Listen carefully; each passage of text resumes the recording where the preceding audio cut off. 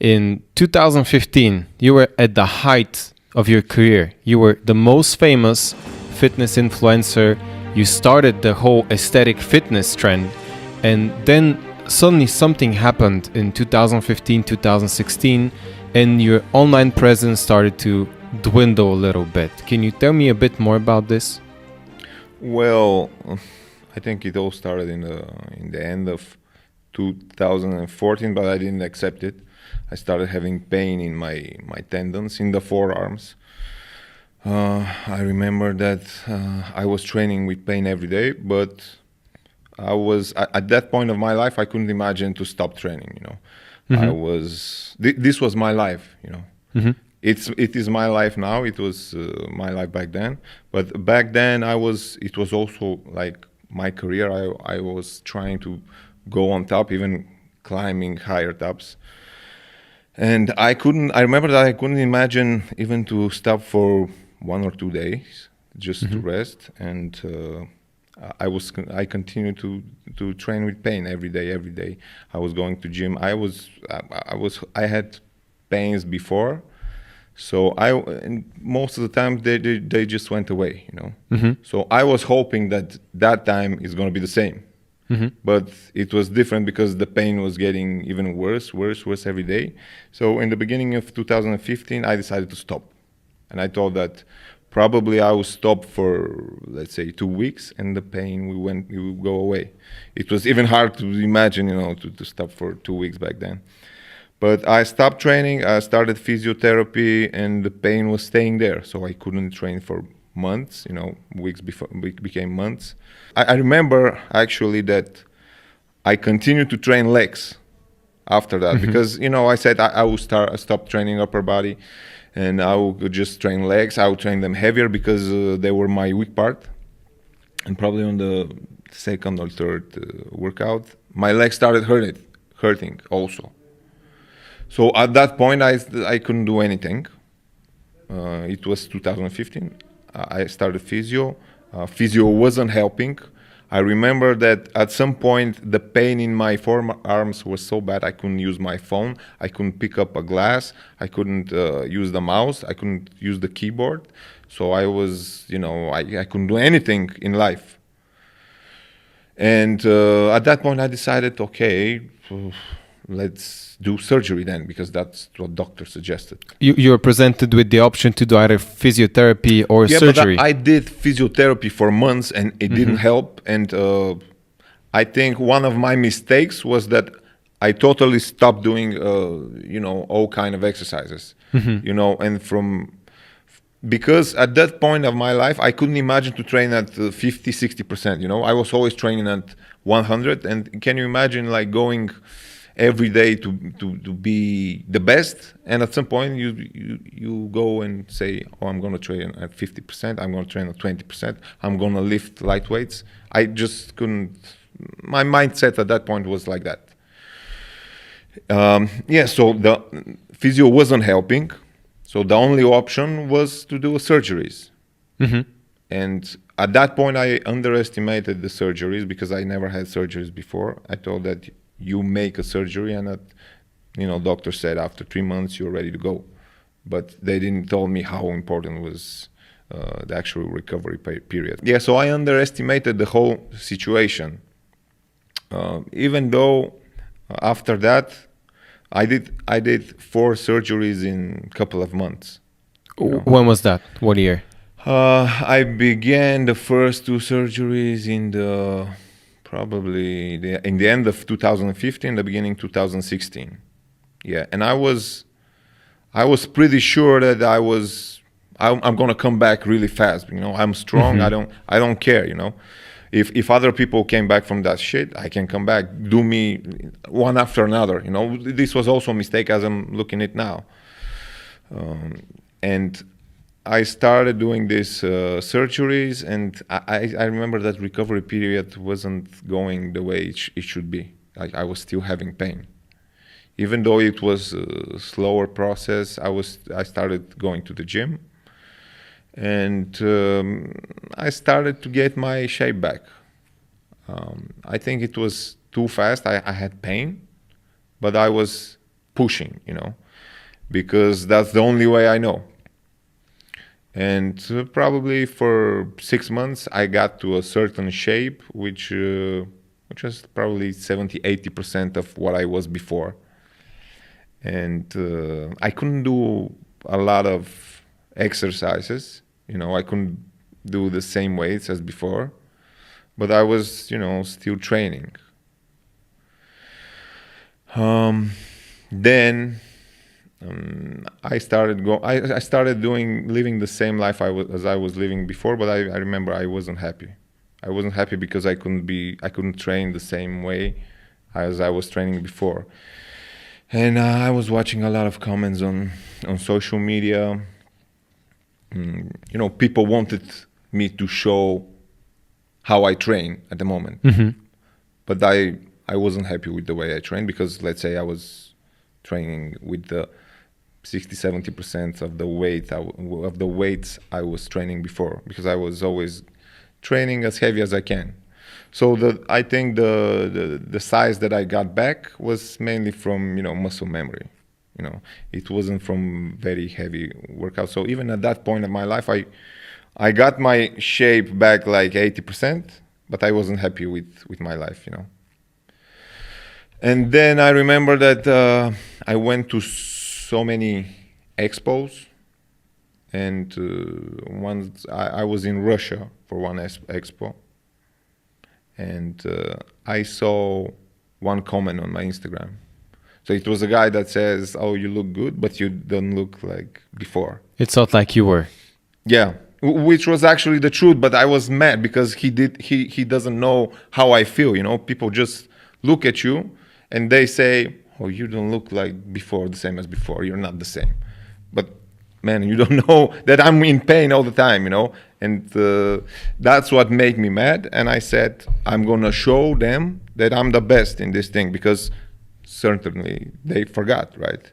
So I need to show them. I said, I'm gonna go back, and I'm gonna start training at 100% again. So I'm gonna stay home. I'm gonna focus on my shape, because I look like shit now. And after 3 months, I'm gonna show you how great I am.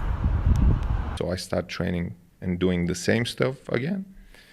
But this time 100%. At 100%, yeah. Okay. Yeah.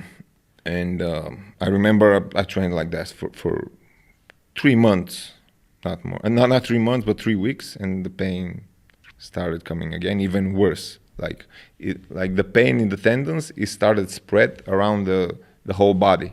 So it went from your forearms to your entire body. Yeah, from the forearms to the triceps to the chest.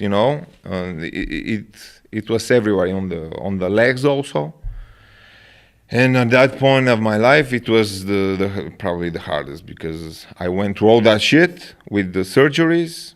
I wasn't happy, even though I came back to some extent. And now I had to stop again, because I know what it cost me to go at that point. So at that point, everything was gray. So when exactly was that point? Like what you just described as the hardest moment of your life? It was 2017, the summer of 2017. I decided that I will be in the same shape again as I was before. And the pain came back, so I had to stop, and the pain started spreading all over my body. So I was even worse than before.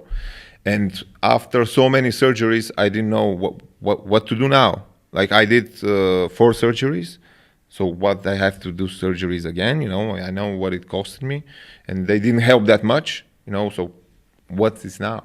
I was desperate, because I started going to different type of doctors all over the world. I was just at that point I was making good money, so I was spending like this.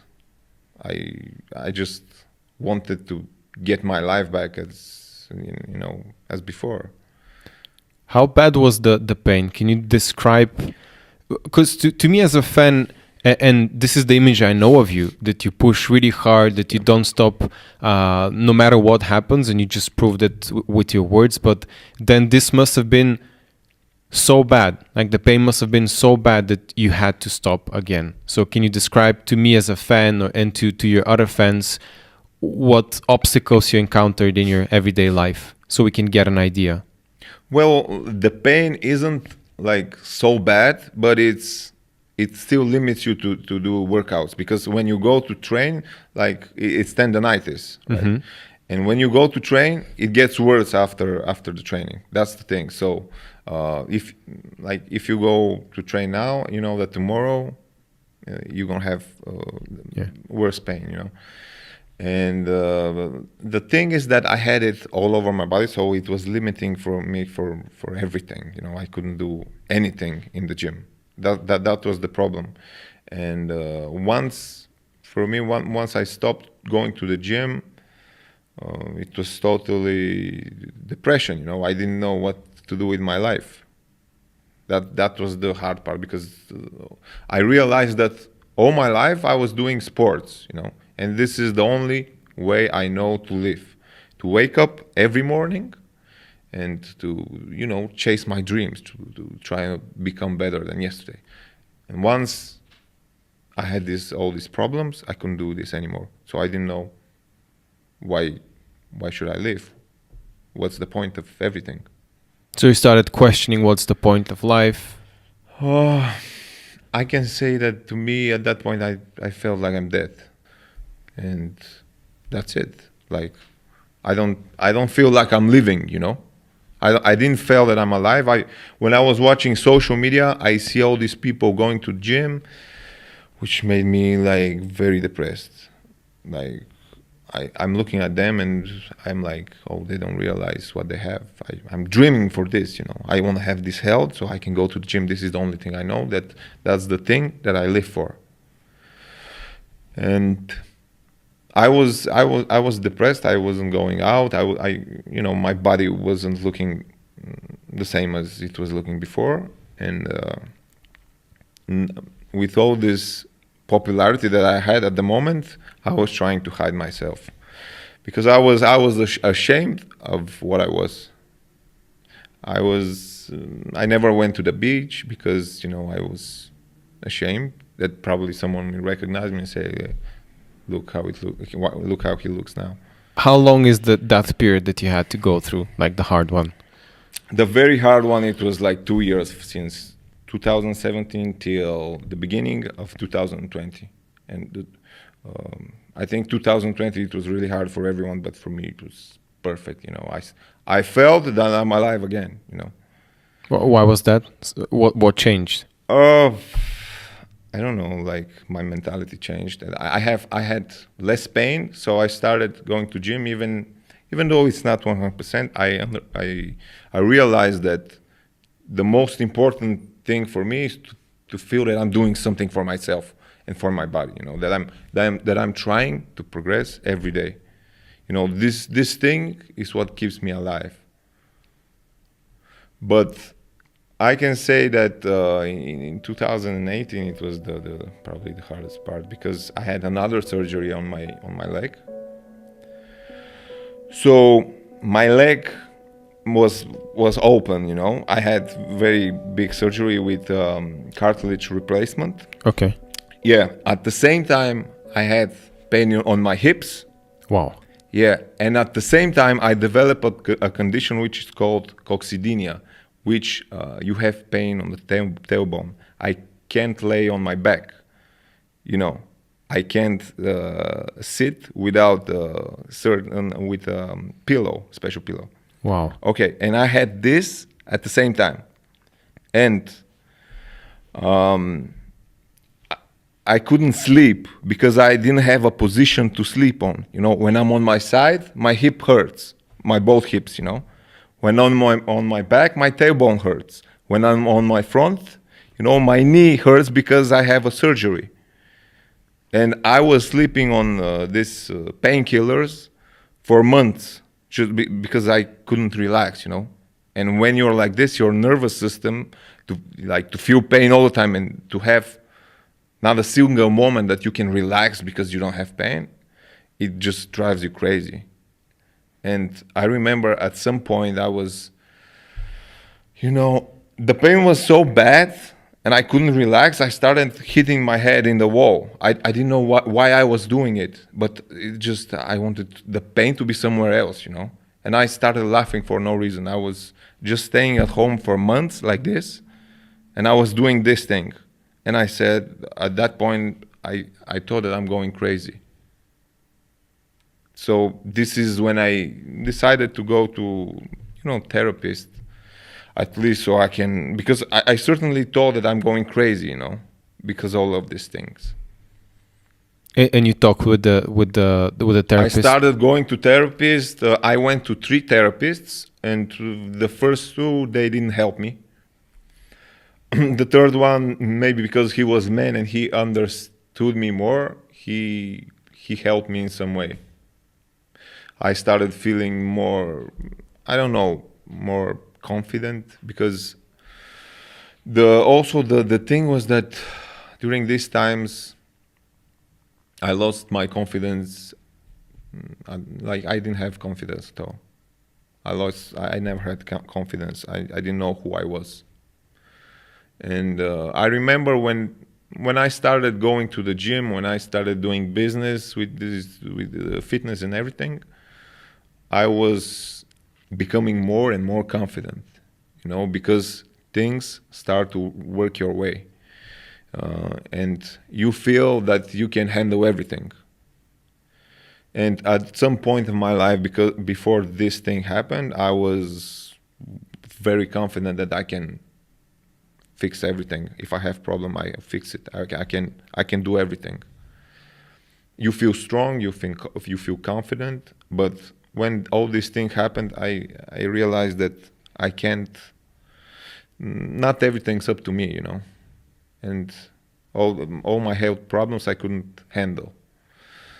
So this is how I slowly started to lose my confidence. I wasn't that confident anymore. I remember that before that, when I see comments of haters on social media, I was just happy, I didn't care. But after that, if I see a negative comment, I was like, I don't know. I didn't like it. I was hurt, because I realized these guys don't know what's my situation, and they are speaking back to me, And I was hiding probably most of the people, they will be like, why didn't you tell all this thing? It's because at that point I didn't have the strength to say it. I'm just honest. I felt like I'm the most miserable person on earth, and I didn't have the strength to say it. It takes a tremendous amount of courage to come out and say it now. So what made you want to share this story now, besides having the strength and having the courage now to share all of this? Because I always knew that at some point I'm gonna say all these things, but I just wanted to feel more strong, stronger, because I'm telling you, like 2 years ago I was so fucked up. I didn't want it to live, I felt like I'm dead, exactly like this. I felt like I'm dead. Everything was gray, meaningless, Did you have suicidal thoughts? Yes, I was. Many times I had suicidal thoughts, and what I was thinking while I was going on the plane to see another doctor. I was traveling a lot, so I'm on the plane and I'm saying like, if the plane fell down, I didn't care. Probably all these people are gonna be they're gonna be crazy because the plane is falling down. I'm gonna be, I don't care. So yeah. So you lived through all this. Here you are sharing the story. You conquered the biggest battle of your life. I'm not sure how many people would be able to come through all of this and be so positive, because actually right now you look really positive during this talk. So what's the future? You battled through this, so what's the future for Lazar Angelov? Oh, future, I don't know. I'm just trying to live my life at the moment. I don't think about the future that much, if I have to be honest. So you're not trying to be 100% again in terms of your physique? I'm You're trying, but I don't push things like I was pushing them before. I'm trying to focus on other things because I'm going to tell you exactly how I was thinking before that. I was, the therapist, they made me realize this thing. I was totally moved by my ambition, nothing else. I was living because of my ambition. And I know that people never understood the way I live because I was always dedicated to the thing I do. And to me, all the other things didn't exist, girlfriend, nothing else, To me, success was the only thing I knew. And I was living to be successful. And once I lost this ambition, I felt like I lost everything. Like I don't have reason to live anymore. So And I'm now, trying not to be like this. I'm not overthinking. I'm trying to find other things beside lifting weights and trying to be the best at this thing, you're just having fun. Yeah, I've started having fun. Like there was one thing that I was so ashamed of myself that in the summertime I was going with a tracksuit, before that, because I was ashamed of my body. And last year, I started to lift weights. I don't look like I looked before, but I look like at least like a person that goes to the gym a little bit, So I had this courage to go to start having fun, and I got a girlfriend. So she took me to the seaside, and I saw things that I haven't seen in years. Yeah. How did that make you feel going to the seaside finally, seeing what's up around town, so to speak? It just made me feel alive again. I started to have my confidence back. Like it feels good, Even at some point, I started to become overconfident, because once you overcome something hard in your life, you become more confident. This is how I think. It's true. But this time I feel like you're wiser and not to push too much, even though you gained your confidence. I was very, very stupid. Like I didn't know many things before, and this is the way I grew up, because I grew up with these magazines and articles. I was reading with successful athletes, people. They was always telling you need to give more, you need to be the best, you need to do stuff that other people don't dare to do. So this is what I was doing, Even I watched Kobe Bryant, so he was crazy in this work mentality, So I was trying to do crazy stuff like this. You need to outwork everyone. This was my mentality. You sure did for a long while, and I feel like this was kind of like the image you presented, that you're the one that you would work the hardest, you would push whenever someone else is slacking or not doing as much as you, and then you kind of faded away. But now we have the story. Now we know that you didn't stop because you just lost your ambition. It was your ambition that kind of led you down this path, and you went through all of this, which was admittedly extremely hard. I can see how your expression changes, but I feel like you have this wisdom now to go forward and be stronger than before. Yeah, I think so, but you don't know what I mean, the time will show.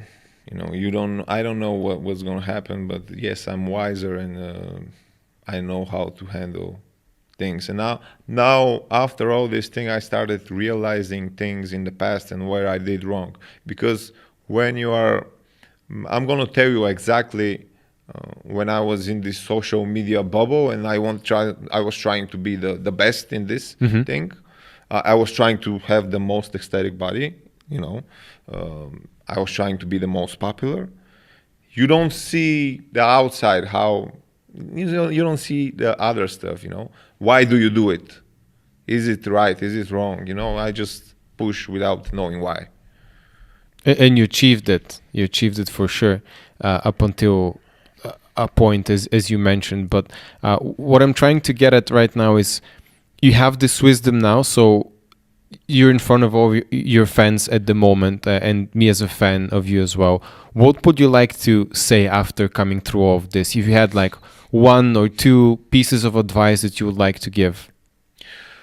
Oh, I know that many people right now are probably in the same situation that I was before, and that they don't see a reason to live. That I know that even many kids now have depression and stuff like that. I just want to tell them that not to give up. Just you need to be patient, and at some point you're gonna get out of this shit.